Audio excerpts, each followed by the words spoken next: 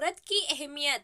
पत्नी पति से फोन पर, सुनिए ऑफिस से आते हुए खाना बाहर से ही लेते आना, मेरी तबीयत कुछ ठीक नहीं है।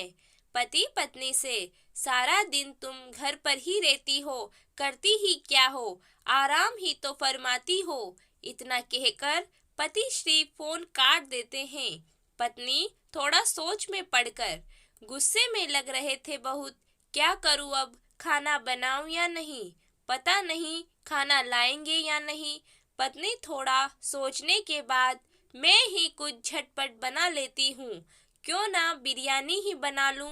कुछ देर में बिरयानी बन जाती है और पति श्री के भी घर पहुँचने का समय लगभग हो ही जाता है। पति, घर पहुँचकर खाना बनाई हो? पत्नी घबराते हुए, हाँ जी बिरयानी बना ली। पति, तो फिर मुझे फ़ोन क्यों किया था? इतनी जल्दी तुम्हारी तबीयत भी ठीक हो गई? अरे वाह, ताना मारते हुए, थक जाती होगी ना तुम दिन भर आराम करते करते। पत्नी, आराम? हाँ, सही कहा आपने, आराम ही तो करती हूँ।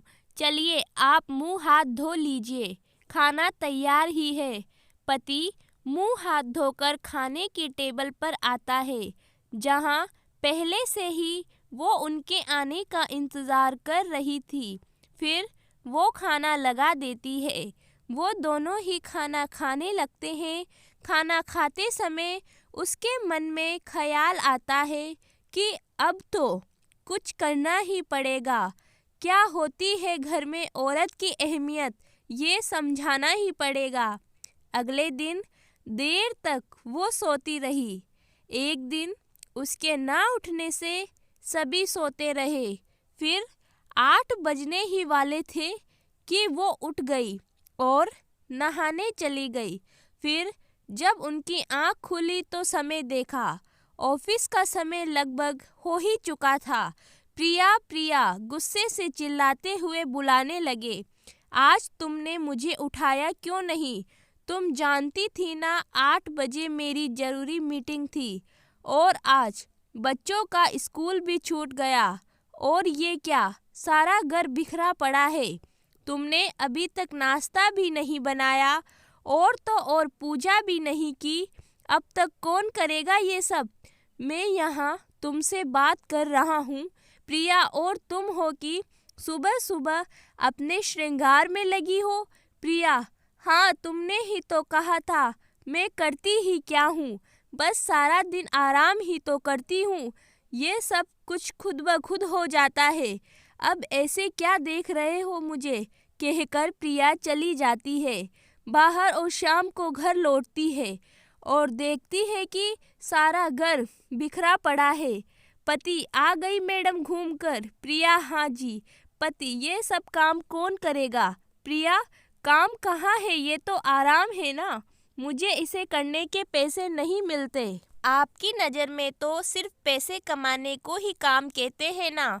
अगर काम के बदले पैसे कमाने को ही काम कहते हैं तो ठीक है, आज से मेरी भी सैलरी फिक्स कर देना। हफ्ते में कितने दिन होंगे ये डिटेल में मेंशन कर देना। 30 त्योहार की भी छुट्टी अलग रख देना। बिना काम किए त्योहार कैसे होते हैं मुझे भी है देखना।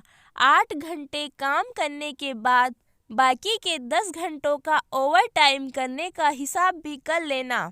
ऐसे क्या देख रहे हैं, चलिए सो जाते हैं, सुबह से नई ड्यूटी करनी है ना। आइए।